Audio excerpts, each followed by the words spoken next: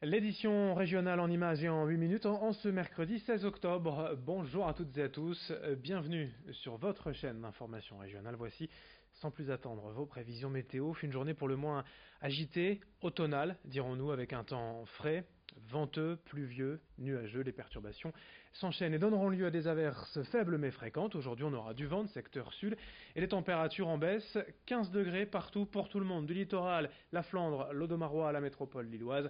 Les prévisions météo complètes après ce journal.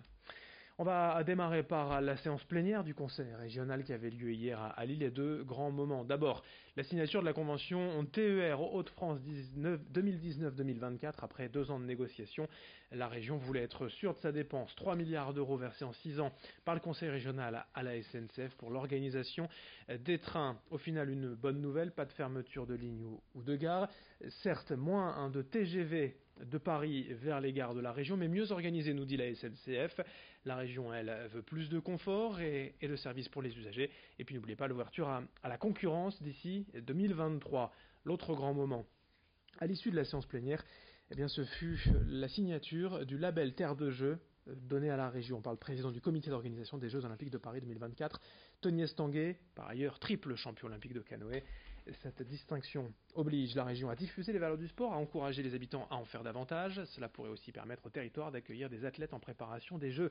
D'ici 2 ans et la fin du mandat, le Conseil régional doit investir près de 150 millions d'euros en termes d'équipements sportifs, dont certains serviront aux athlètes olympiques, mais surtout aussi aux sportifs régionaux. Explication avec Tony Estanguet, donc le président du comité d'organisation des Jeux de Paris 2024, au micro de Xavier Silly.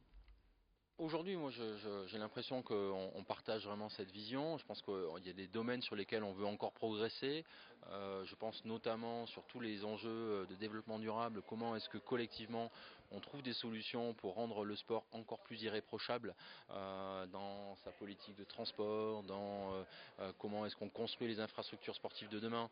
Voilà, comment est-ce que collectivement on progresse. Voilà, je crois qu'on a aujourd'hui cette ambition très forte pour des jeux sobres, pour des jeux bas en carbone, pour des jeux neutres en carbone.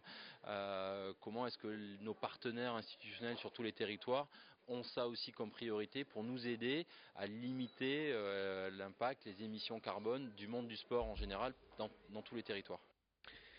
Dans la région, dans l'actualité, on continue de parler d'Octobre Rose, bien évidemment le mois de lutte contre le cancer du sein, puisque le centre Oscar Lambré à Lille inaugurera dans quelques jours un tout nouveau centre entièrement dédié au cancer du sein pour une prise en charge optimisée. Cette structure régionale prévoit l'accueil de seulement 8 femmes par jour, 40 par semaine, le but étant d'offrir le meilleur accueil et confort possible, l'espace prévu étant annoncé plus intime, moins hospitalier.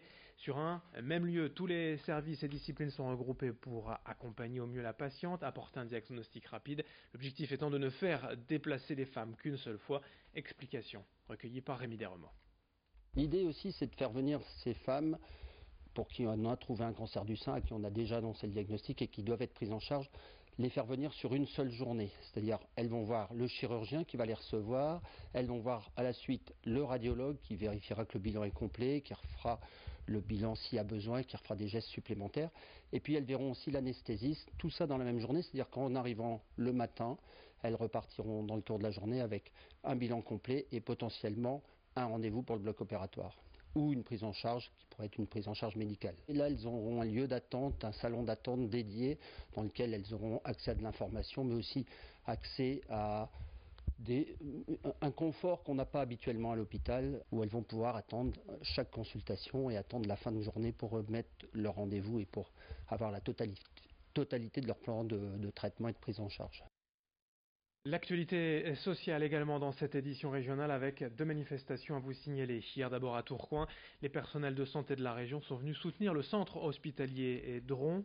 Mobilisation générale des salariés publics et privés, du personnel sanitaire, médico-social et de l'intersyndicale. Le centre hospitalier de Tourcoing a déjà depuis plusieurs semaines stoppé les accouchements à la maternité par manque de médecins disponibles. Mais aux urgences également, le manque de moyens se fait sentir et c'est plus largement l'hôpital public qui se dit en souffrance. Aujourd'hui, réunis en assemblée régionale, les personnels de santé ont fait entendre leurs revendications hier. Dans le même temps, manifestation d'agriculteurs hier à Dèvres, réunis devant l'ONC, l'Office national de la chasse, pour soutenir un producteur poursuivi pour avoir abattu 2 sangliers dans son exploitation. Les agriculteurs dénoncent cette décision et ils veulent aussi et surtout rappeler à quel point la prolifération des sangliers peut être dangereuse pour leurs exploitations, mais aussi pour la santé publique. Aujourd'hui, il en ressort une sorte d'opposition entre les cultivateurs et les chasseurs, entre la plaine et le bois.